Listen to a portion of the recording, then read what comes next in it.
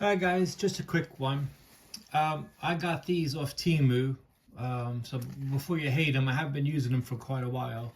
So I just keep, whatever paperwork I want in that one or cash. This one here, I put a screwdriver for my glasses and a pencil. And then inside has like all my cards and stuff. I just found it really useful. There's another little pocket over here.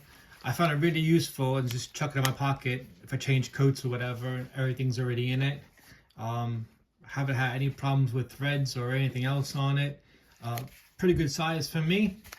They do make a bigger one. I bought this with my own money. I put a little survival kit in this one. I don't use this yet. I just put this in there for just to show you what it can hold. Normal marker, lighter, whatever you want in there. And then inside of this, you can put your change or your bills or whatever. But just thought it really handy. Both from the same company.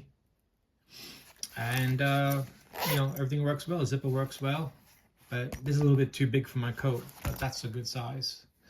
So it's a little organizer. I'll put the price on the screen. I can't remember. I bought it a long time ago.